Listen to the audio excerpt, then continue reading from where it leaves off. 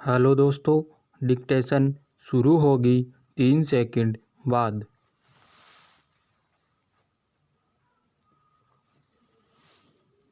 बांग्लादेश की स्वतंत्रता में भारत का अप्रतिम योगदान रहा है।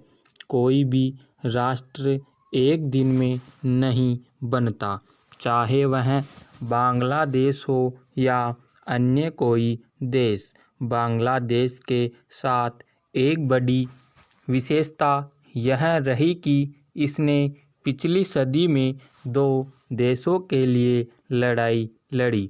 भारत जब आज़ाद हुआ उस समय बांग्लादेश पूर्वी पाकिस्तान का हिस्सा था और पाकिस्तान बनने के करीब 24 साल बाद ही उसे दूसरी लड़ाई लड़नी पड़ी। बेशुमार कष्ट और आर्थिक दिक्कतों के बावजूद बीते 50 वर्षों में बांग्लादेश ने जिस प्रकार की आर्थिक उन्नति की है, उसकी चर्चा विश्व भर में हो रही है। पहली बार प्रधानमंत्री बनने के बाद नरेंद्र मोदी साल 2015 में बांग्लादेश की यात्रा पर गए थे। अपने व्यस्त कार्यक्रमों के बीच उन्होंने बांग्लादेश के प्रसिद्ध मंदिर ढाकेश्वरी में पूजा भी की थी। अपनी इस यात्रा में मोदी ने बांग्लादेश के 2 दर्शनीय स्थलों का दौरा किया।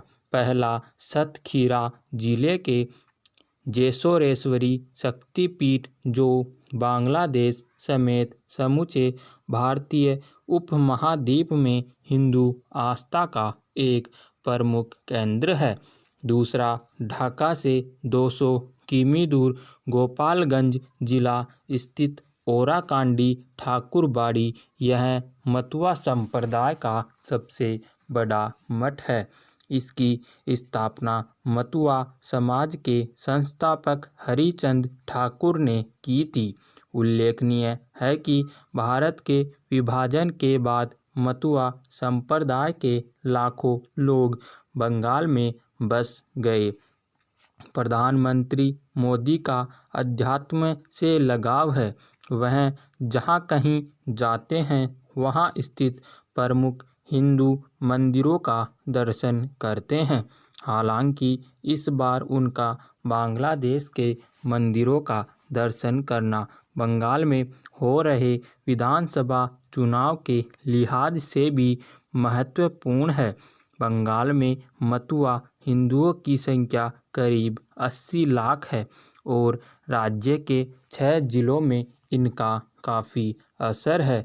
मतुआ समाज कभी वाम मोर्चा के साथ रहा तो कभी तृणमूल के, लेकिन साल 2019 के लोकसभा चुनाव में भाजपा मतुआ समाज को साधने में कामयाब रही और इसका पूरा फायदा उसे मिला। इस बार भी भाजपा को मतुआ समाज से काफ़ी उम्मीदें हैं।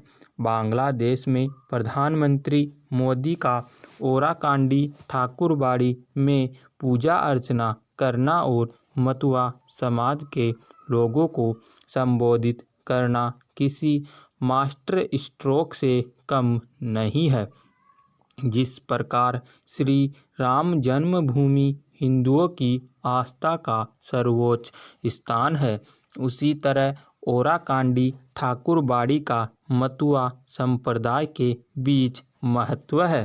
प्रधानमंत्री नरेंद्र मोदी की इस यात्रा के बाद बंगाल में मतुआ समाज के जो थोड़े बहुत छिटके मतदाता थे, वे भी पूरी तरह भाजपा के साथ आएंगे। इसमें अब किसी प्रकार का संदेह नहीं होना चाहिए। तृणमूल पर मुस्लिम तुष्टीकरण का आरोप लगता रहा है। खासकर भाजपा इस मुद्दे पर लगातार तृणमूल को घेरती रही है। लोकसभा चुनाव में भाजपा को मिली बड़ी सफलता के बाद तृणमूल के रुख में एक बड़ा परिवर्तन आया है। मुख्यमंत्री ममता बनर्जी स्वयं को हिंदुओं की हिमायती साबित करने के लिए हिंदू धर्म से जुड़े प्रतीकों, मंत्रों एवं मंदिरों का दौरा कर रही है। ममता बनर्जी अपनी जनसभाओं में दुर्गा सप्तशती का मंत्रोच्चार कर रही है। इसमें आस्था से ज़्यादा भाजपा को रोकने की कवायद नजर आती है। इसलिए खुद को हिंदू धर्म का रहबर मानने वाली भाजपा बंगाल में स्वयं को सबसे बड़ा हिंदू हितैषी सिद्ध करने में जुटी है। प्रधानमंत्री नरेंद्र मोदी का बांग्लादेश में हिंदू मंदिरों का दौरा उसी की एक कड़ी है।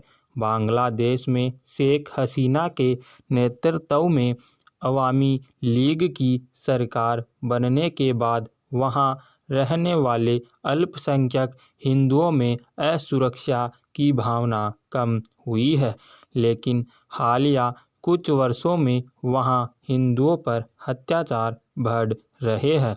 शेख हसीना सरकार का दावा है कि उनके शासन में बांग्लादेश में रहने वाले अल्पसंख्यक हिंदुओं को पूरी सुरक्षा उपलब्ध है। ऐसे में वहां अगर हिंदू अल्पसंख्यकों पर हमला होता है तो बांग्लादेश नेशनलिस्ट पार्टी और अवामी लीग सरकार में कोई फर्क नहीं रह जाता। ऐसा नहीं है कि अवामी लीग सरकार ऐसी घटनाओं को नियंत्रित करने का प्रयास नहीं कर रही है।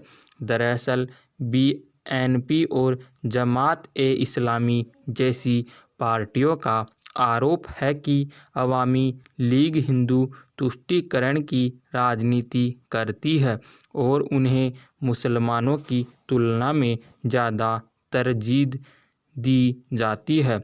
जमात समेत अन्य विपक्षी पार्टियों का यह आरोप सही नहीं है, जबकि सच्चाई यह है कि बीएनपी और जमात-ए-इस्लामी जब कभी सत्ता में रही तो बांग्लादेश में हिंदुओं के साथ अत्याचार में वृद्धि हुई है। समाप्त।